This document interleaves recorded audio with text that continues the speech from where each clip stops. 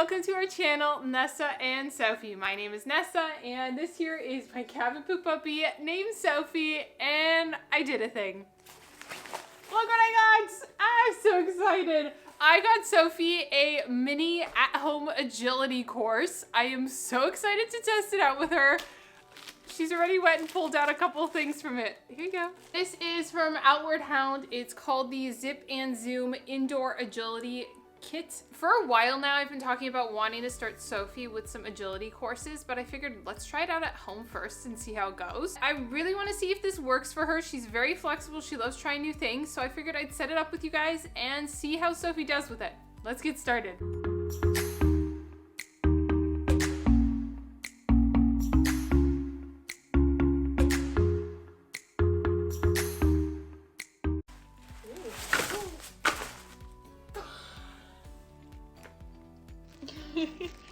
Sophie, you want to see what that is? Look. Let me show you. Let me see. Oh, what is that? Sophie, should we set this thing up? Are you trying to help me open it? Is that what you're trying to do? Sophie's like, what is this big orange thing? This agility kit has 3 easy setup obstacles. It has a high jump, weaving poles, and a tunnel. Don't hide under the thing. And she's hiding under the thing. Sophie, you're so predictable. What are you doing?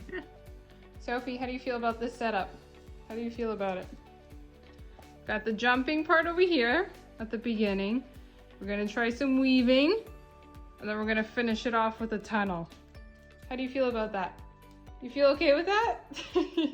I'm going to individually train Sophie with each obstacle. We're gonna start off with the high jump, and I wanna see how it goes. Ready? And jump! No! I absolutely love training Sophie with this obstacle. It was so funny because she did not know what I wanted her to do. I even tried jumping over it to show her, but she was just so hyper-focused on the tree, and I feel bad that I made her a little bit more confused. I eventually started noticing that she was doing better going under the obstacle, so we worked with that for a little bit instead. Okay, come. Good girl. Over. Yes.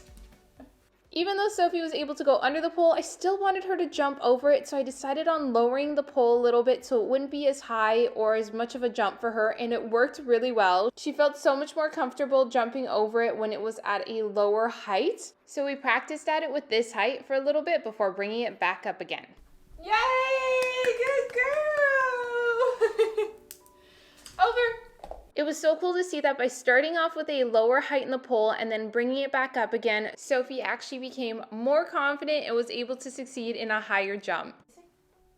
Good girl, this way. This way. Good girl.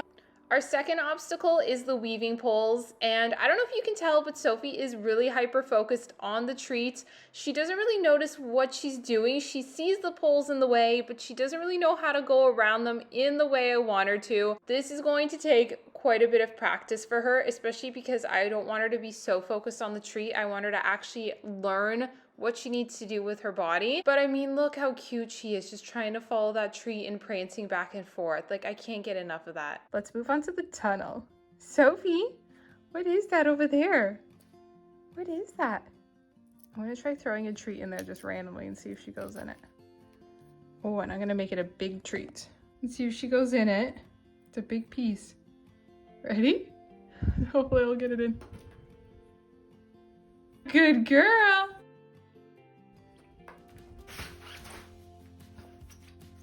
Okay, so the tunnel is no big deal. After doing some training with Sophie with all these obstacles, it's now time to see how well she can handle them all in a row. We start off with a tunnel, we move on to some weaving, and we finish it off with the jump. Hey Sophie, are you ready? Do you think you can do it? I believe in you. Okay, let's get started. Come here. Ready? Stay. Okay, come. Good girl. Come. Good girl. Come. Good girl. Come. Yes, good girl. Over. Yes. Good girl. Look at how tuckered out she is. We did this for about an hour, hour and a half, and it was stimulating both mentally and physically, which is awesome on days like today where it's really wet and rainy and we can't get outside and do as much physical exercise as we usually do outside. It's also great for Cavapoos because Cavapoos really benefit from mental enrichment like most dog breeds. If you do have a small dog like Sophie, I definitely think this is a good starting point. There's some really good pieces in this kit that can teach your dog how to start weaving and going over and under. I'll also include the link for this item down in the description box if you guys are interested in testing it out as well. We really hope you enjoyed this video. Let me know if you want to see something else or if you have any questions about owning a Cavapoo. If you enjoyed this video, please leave us a like and don't forget to subscribe if you haven't already. Thanks so much for watching and we'll see you again next time. Bye guys!